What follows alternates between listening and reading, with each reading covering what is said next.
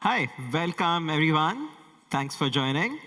AI is transforming every industry, and I think everyone here recognizes that private capital is not an exception.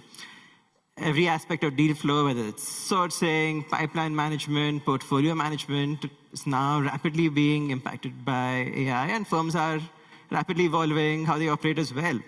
I'm Kunal Bhatt. I'm Senior Product Manager at Affinity, and I'm very excited to be joined by David Hefter, BlackRock's AI champion for investments, to discuss how AI is evolving deal flow, what's working, what isn't, and what lies ahead. Thanks for joining us, David. Yeah, thanks for having me in this beautiful space. Yes. To begin with, David, can you give us an introduction to yourself, your role, and to BlackRock as well? Yeah, so hey everyone. BlackRock, hopefully most of you heard of us. Not too many people had when I first joined over 2 decades ago, so I spent my whole career at BlackRock, but we're a large asset manager, over 12 trillion in assets under management. A lot of that's on the public market side, but we have a substantial private markets investment space. My role at BlackRock is entirely dedicated to AI, and specifically our internal use of AI. So I lead our strategy for using AI within our investment process, and that's across both public and private markets. So that's working with our investment teams across BlackRock on their own use of AI, really to make better investment decisions. So it's an exciting space, lots of opportunity. This is really, my focus is more so on the generative AI side, so the newer stuff. Perfect.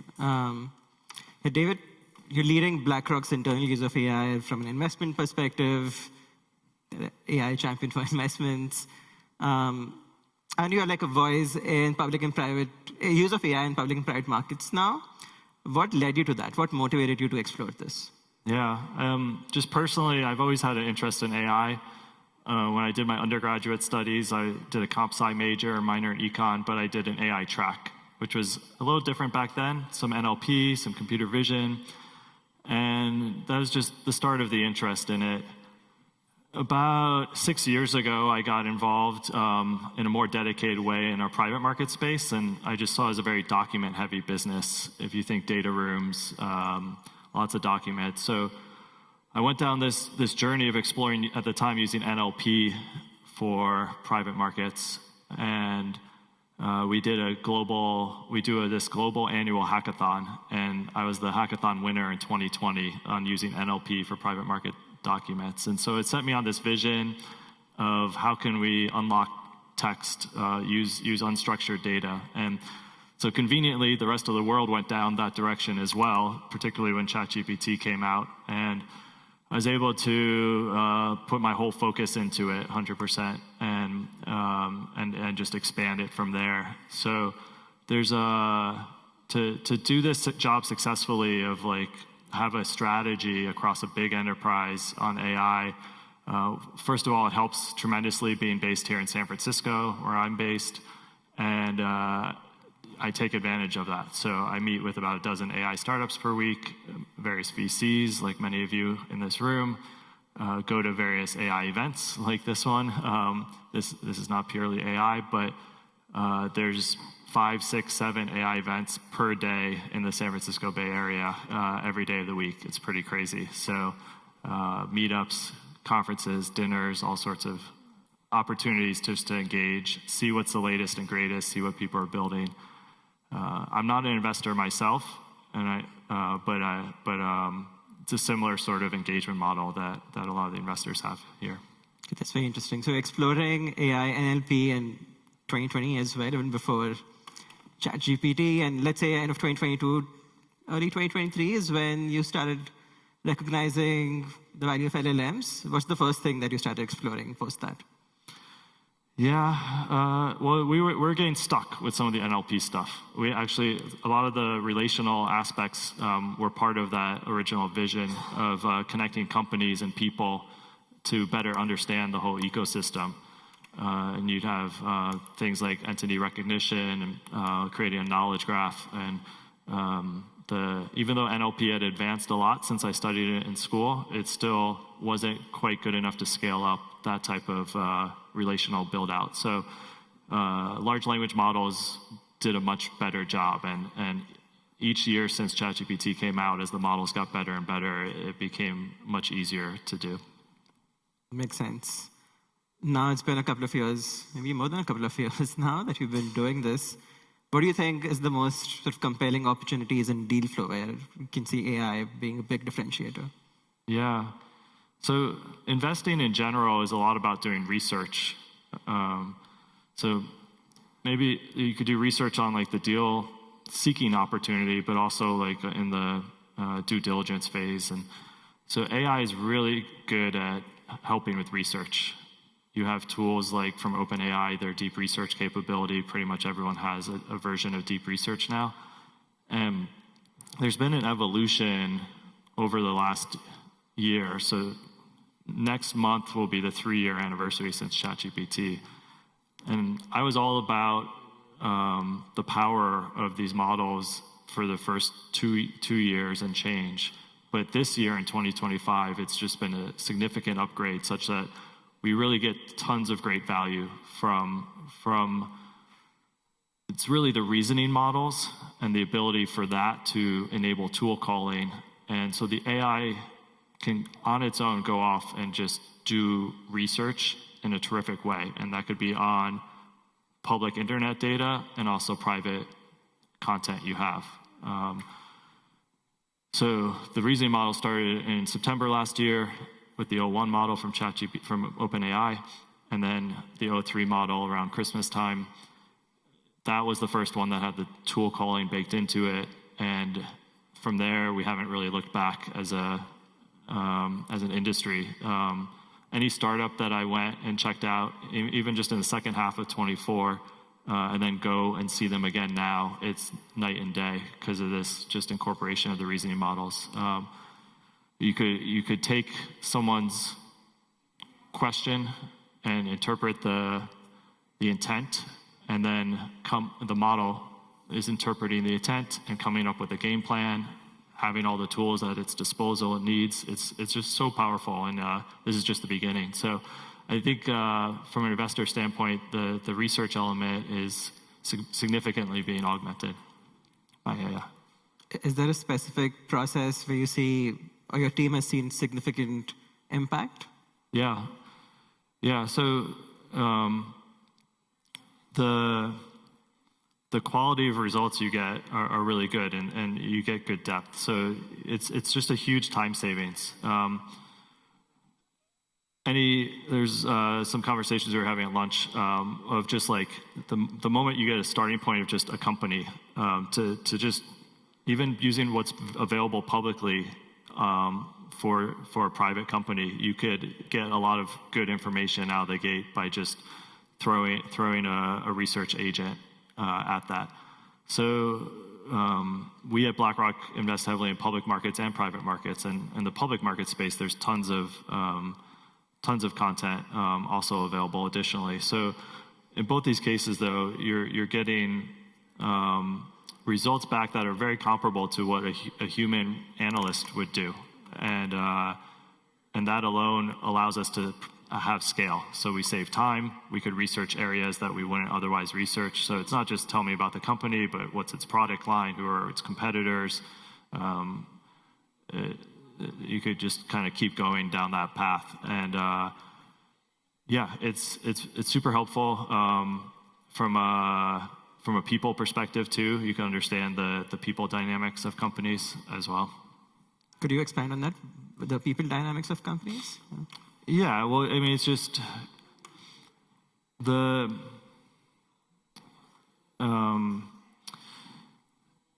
there's what's available on the public internet, and then when you connect it to your own content, so your emails, your calendar invites, the type of information Affinity links up to, you could just better understand the relationship in its entirety. And it's helpful when you're prepping to go into a meeting, or you're just trying to understand better how a company operates. All of that content is super helpful. So having the connectors to the data is super important.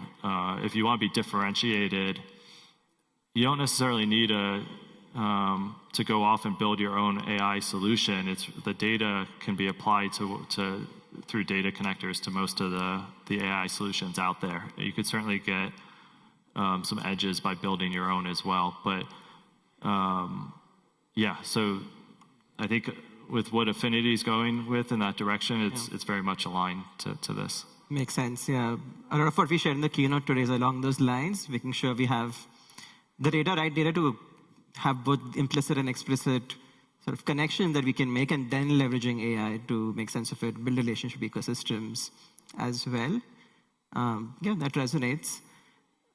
Okay, as you're trying to gain adoption for AI and AI tools at your firm, have there been any challenges in getting your organization to adopt, even people to adopt AI? Yeah.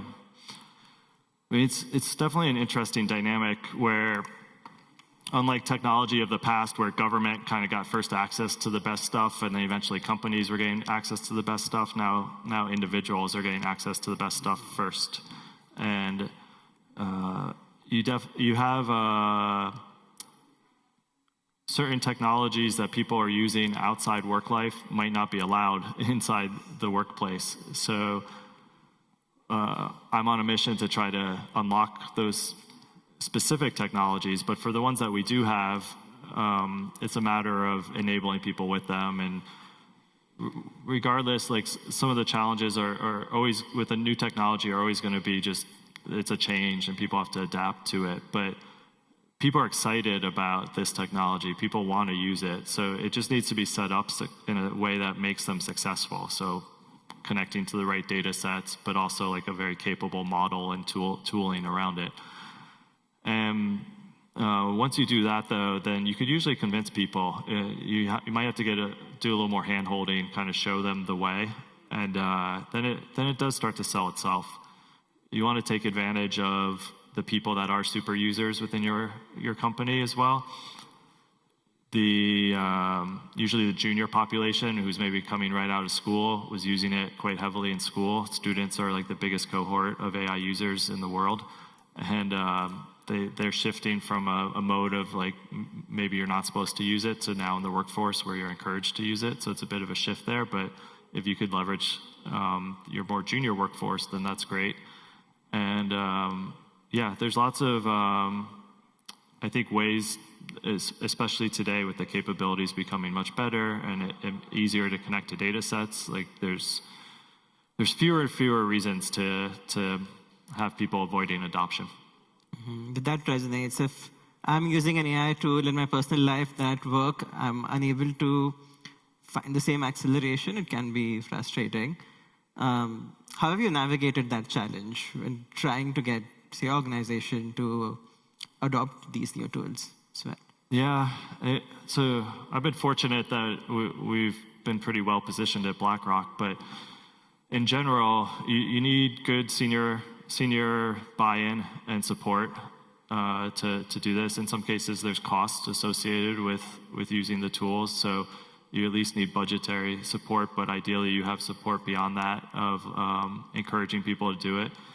I don't think the forced approach works so well, of forcing people to do it, but and then you need bottoms-up, grassroots type effort. If you have at least one person on each team that is a super user, then they could really apply all these use cases to their specific function and then showcase it to their teammates. That goes a long way. So yeah, there's a lot of options you have, I think, to drive adoption, but just heavy engagement is number one. Heavy engagement. And I guess your sort of thumb rule or hack has been to try and find junior employees who are maybe more likely to adopt. Yeah, I mean, every year the last couple of years when our new analysts start, I reach out to all of them and give them the message, we need your help. And yeah, I personally do a lot of trainings across the company as well. Mm-hmm. Are there any workflows you see today which you feel aren't suited for AI, should be more manual or human-driven? Yeah, I mean, in the investment space and the VC space, the relationships are key. So you can't replace humans just yet, but I think for quite some time, in terms of having that network, keeping the pulse on which companies are of interest, and being able to get leads, to engage with the companies, just the personal connection piece can't be replaced by AI. So the actual, say, relationships with founders still need to be human connections. Totally. Yeah.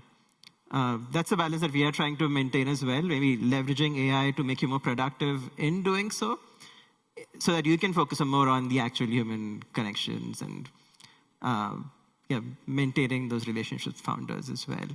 But there's a tricky balance to maintain there, which you might be aware of. There's a lot of automation you can do with AI. How do you decide, is this worth automating? Is this better to be done from a human-driven perspective? Yeah. I think Ryan was talking about this earlier, but you want to find like these manual workflows that you could automate, and they have to be well suited for AI. But the challenges there are AI doesn't give the same answer twice. It can hallucinate. The hallucinations are much better now. Reasoning models that I mentioned earlier do a much better job of checking its own work as it goes. So besides using it to automate workflows that are more manual, it's also helpful to back to like the research idea, but extending it to like any sort of information gathering exercise. You can replace a Google search with AI. Everyone, I think, knows that. But with one AI prompt, you could replace what would have taken like 100 Google searches. One of my favorite examples to cover is just, here's a list of 20 companies, and these are like the 20 fields I want for every company. Go get it. Could be from the external web. It could be from internal content. But if you're trying to do that manually, it'd be quite time-consuming. So this is a workflow you have automated using AI today? Yeah, it's just a common use case. I won't even call that one like a workflow automation. It's just a use case. Just a use case. Okay, you're capturing, just enriching company profiles or data with information from the internet. Like you said, could have been 100 Google searches to find information on each one individually. Yeah. Makes sense. As firms are trying to adopt AI now, are there any risks or pitfalls or things to watch out for that you would want to give guidance on? Yeah, I mean, always have a human in the loop for now. I think we'll have to move past that at some point, but you gotta make sure you have confidence in the end results depending on how you're using them. If you're using it to inform an investment decision, you better make sure that's right. You don't want to be like one of those lawyers out there that gets in trouble for having a briefing that refers to fake cases that were hallucinated. But so yeah, human in the loop. It'll be interesting with agents becoming more autonomous over time here. It's going to be harder to have a human in the loop, I think. So we're not quite there yet, but to get there, we're going to have to solve for a bunch of things. You're going to have to be able to have some sort of audit trail to understand what the agent did at each step along the way in case something went wrong, so you could go in and fix it after the fact. But so yeah, in terms of pitfalls, I think there's like the obvious ones today, but there's more like what's holding us back from unleashing the power, because like the models are quite powerful to do more today, but you can't let them run autonomously too widespread until we have like all the proper frameworks and controls in place. I'd say the same sort of thing with vibe coding, using AI to write code. It's an extremely helpful tool, very productive, but to use it to create an end-to-end application from scratch, again, I don't know that it's quite there yet. So it could help you with every piece along the way, and I very much think that the agentic capabilities are quite powerful, but this is all like a direction of travel that we're clearly going in with agents and coding. Okay, that resonates. I mean, a lot of what we are working on is very exciting as well. The conversational interfaces, some of which we saw in the keynote today. And there's always the path towards having that be more agentic and autonomous, but there's a balance that needs to be maintained around. Is that the right thing to do at this moment? Can you trust that consistently over time as well. But you feel that's the direction we are going in anyway. Yeah. Okay, makes sense. You mentioned there's these potential concerns with agents. There's also more relevant concerns today around hallucinations and so on. As your team has been adopting these AI capabilities, has there been concerns or skepticism around trusting what AI is producing? Yeah, I mean, this is interesting. There's all sorts of ways to kind of look at this. So fortunately, we're still in these early first inning. I get unplugged? Nope.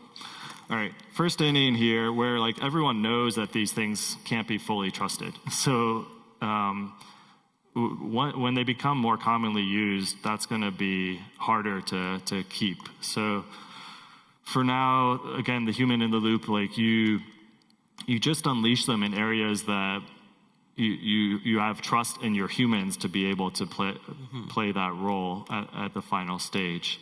And so from there, that's one way to assess all the places you could have use cases.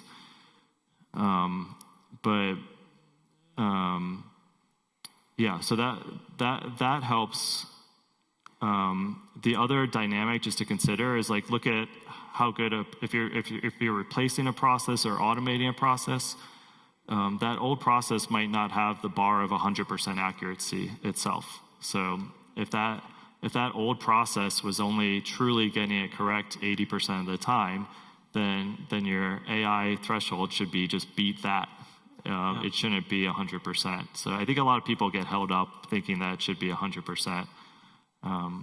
We know like with self-driving cars, they won't have 0 accidents, but they'll have fewer accidents than humans. Okay, that's the same idea. Great way to think about it. To start with automating processes which you know will have humans in the loop, and you can trust that. Maybe conversational interfaces or processes which inherently require humans to make choices. But also a good way to refer to how AI should be performing is don't consider the bar for it. Don't expect it to be right 100% of the time. Just consider if it's more correct or more productive than what it used to be when you're doing it manually. Yeah. One more. It's the job of an investor to always question the information being provided to them. Mm-hmm. So whether that's some person you hear on TV talking about what's happening with the markets or something you read, the investor always has to be doing their own independent due diligence, validating what's being said. And it's the same with AI.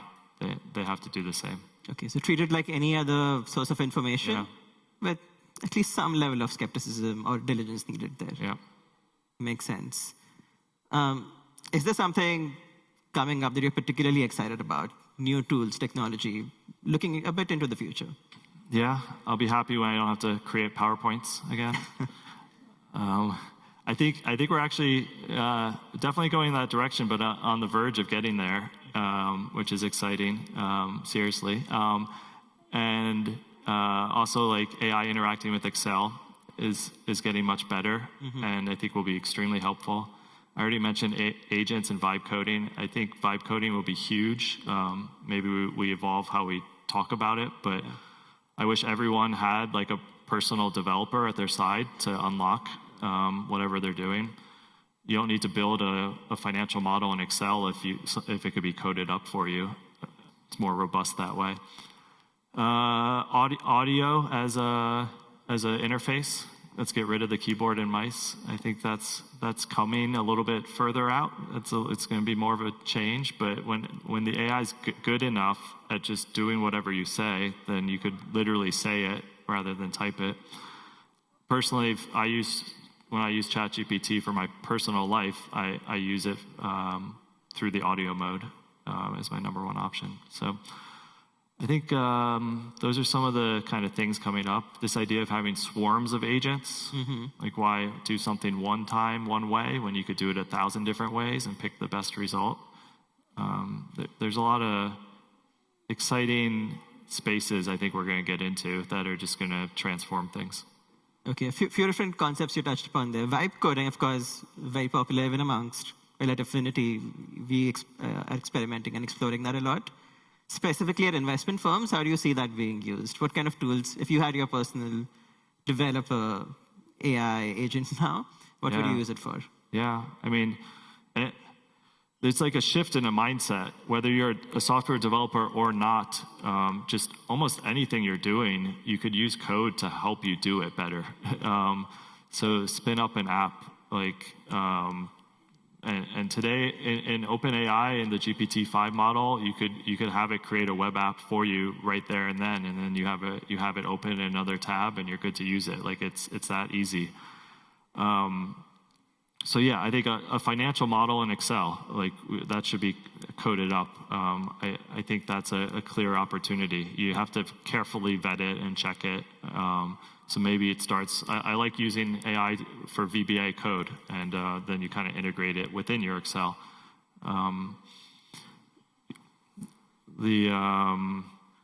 It's useful. I think it's just kind of like endless. I think we just have to have like a mind shift, just to use coding for almost anything you could do. But the cool part is the models themselves will use coding to help answer a question. So if you're doing like data analysis is the most obvious use case, but if you throw a data analysis type prompt in an AI tool, it's going to write code to help to solve it. So you don't have to worry about LLMs not being great at math. First of all, they've gotten much better at math. But second of all, they have tool calling, so they could call a calculator. But usually what they do is they call upon their own ability to write code. And then once you get into like the Python space and using data frames, almost any sort of advanced, sophisticated like calculations can be done and done accurately, which is pretty great. Yeah, that's a great point. So the mindset shift of building an app is not something alien or something technical. It's now very accessible. Yeah. I found just asking LLMs saying, I want to build this app, how would I go about doing this? It's also very helpful. And the LLM will come with a plan for you with like call this tool and this function calling and so on, which is helpful as well. There's the other risk of AI that when you start first exploring it, you get a lot of early positive signals. What's the balance that you found between over-investing based on those early signals versus knowing when things are not working out or the AI is not the right fit for this solution?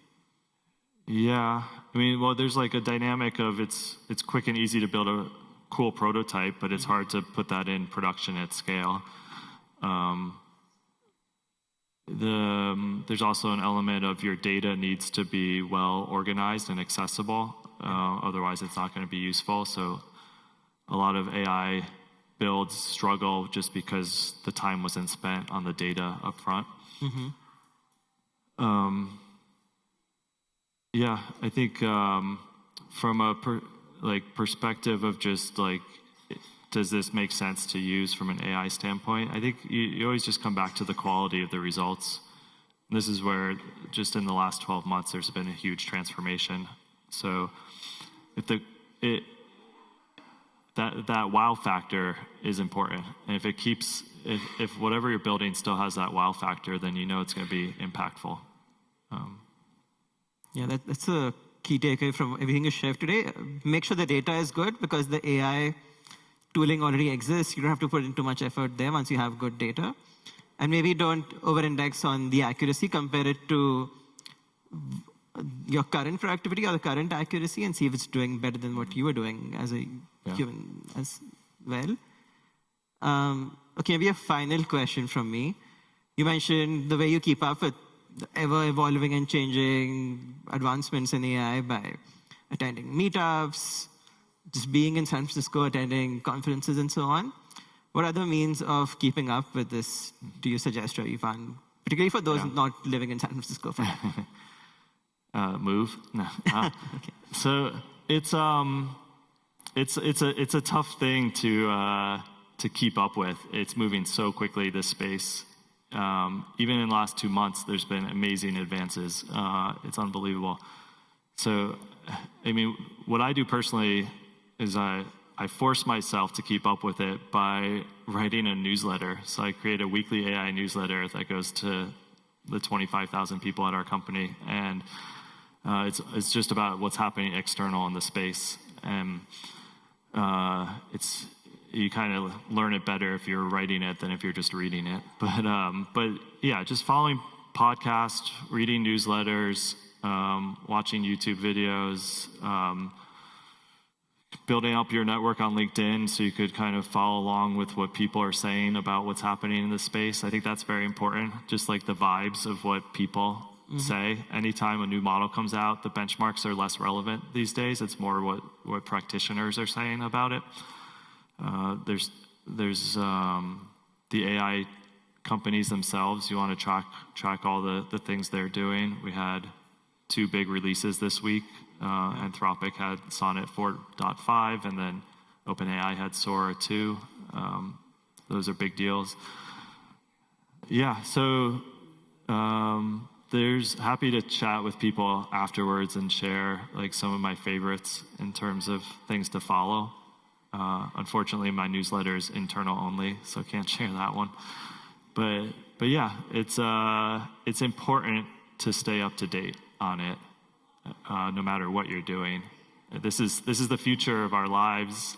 If you're bought into the hype like I am, it's going to transform every industry. You got to just put in the time to stay up to date on it. Makes sense. So lean more on the community because this is evolving so fast. Maybe LinkedIn, learn from actual practitioners versus waiting for more traditional sources of information. Since you mentioned it, let me put you on the spot. Just a couple of podcasts or sources that you recommend. The AI Daily Brief is a pretty decent, like every day, 18 minutes or so, podcast on the latest news.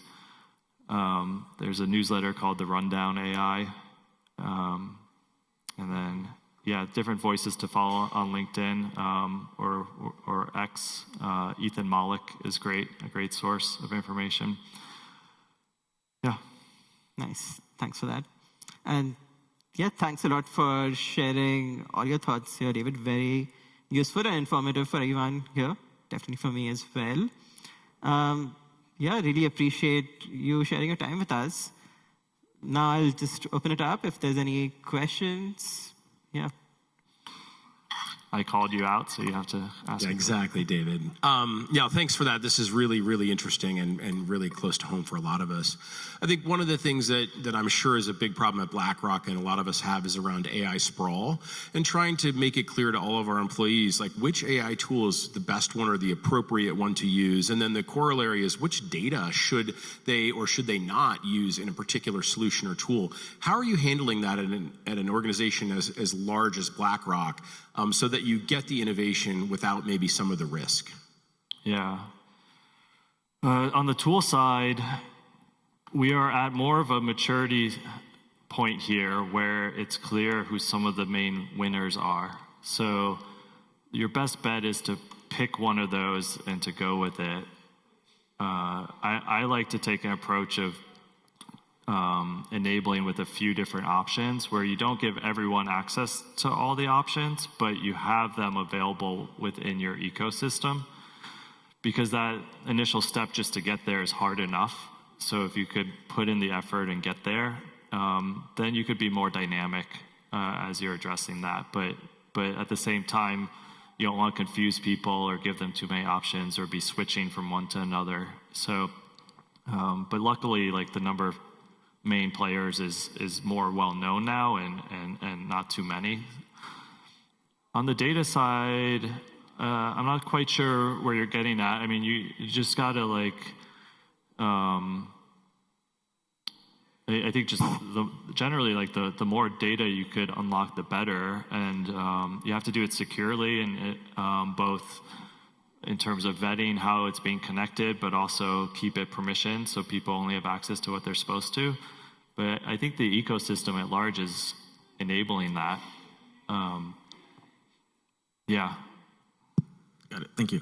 One of the things we struggle with in our team, and we're a pretty small team to begin with, is there's different levels of AI adoption even within a small team, where some people use it for everything and, you know, pretty much living, I don't know, an agentic life, right? Everything's done and pulled, and other people that are still want to call it untrusting of what AI can do, but much more careful.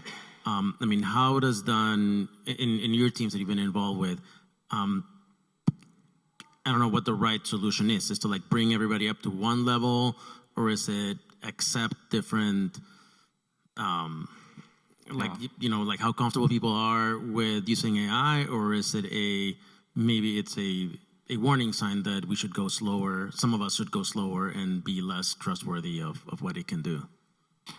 I don't think anyone needs to go slower. I think you always have that dynamic of people are bigger super users than others, and you want good super users, and so let's not slow them down. So I think it's all fine. I think the main thing to focus on is the ones that are not using it as much. Just helping them to upskill. It's either an element of they haven't kind of seen it proved out, they don't understand it. If they truly don't trust it, that's a different dynamic. That's probably tough to overcome.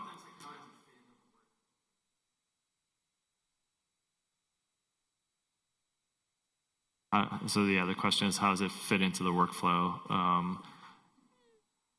Well, one of the tough things with AI adoption is you have to pause whatever you're doing and then go to some AI tool over here and do it. So the more natively you can incorporate it into tools that people already use today, workflows people are already doing, the more successful you're going to be. But that's hard because you either have to have internal developers or it depends on what you're operating in. Most software vendors out there are starting to incorporate AI into it more natively. So just with time, I think a lot of that will fix itself. Yeah, I would like to ask the question. Thank you for the great fireside. Pavel Vinitsky from Synexis and KFC Ventures. Would like to ask that question. Suppose tomorrow we have the Proto AGI SEC and SOC compliant model with full traceability. So we speak about human in the loop and trust. What will be the first parts of the process, of investment processes that you automate with that? And what will be the last that you still keep using with human in the loop? And generally, what are your expectations on such type of models to appear? Good question. I mean, I wouldn't want to be kind of limited to just one place. Like, definitely, there's just so many opportunities. So if you have a super advanced model that kind of addresses a lot of the challenges and concerns, there's tons of workflow to be automated, but what gets me most excited is like, how can we do things new that we've never done before? And from an investment standpoint, a lot of that comes to like having a better picture through information gathering of the world and the ecosystem. So just how companies operate, how they interconnect with each other. I think we'll have some pretty impressive insights that like no human could possibly come up with on their own that I'd love to see us as investors use in the future. I think we're, in terms of your question of what would still be done if not for AI? That, I mean, in the long run, that's kind of hard. I think AI will do so much, but in the short run, it's still the people interactions, I guess. And then how close are we to this stage? It's still a ways away. Yeah. There's to really address a lot of the challenges that exist it's gonna take time. So even like the model capabilities will, I think, continuously be a little bit ahead of what we can actually use them for because of the challenges of actually then incorporating that great capability into like an enterprise workflow. There's also a lot of work to be figured out of just how you get your institutional knowledge of your company into the AI. If you stick a genius in a company, they can't do much unless they know how that company operates. It's the same with an AI model, and that takes time. A lot of our onboarding happens from like, just sit next to me and I'll tell you what you need to know, and that doesn't work so well if you're trying to get an AI up to speed. So maybe we start documenting things more. Maybe we do have the AI just listen to people. I don't know, but we got to get over those types of hurdles. All right. Thank you, David, and thank you, Kunal, for this session.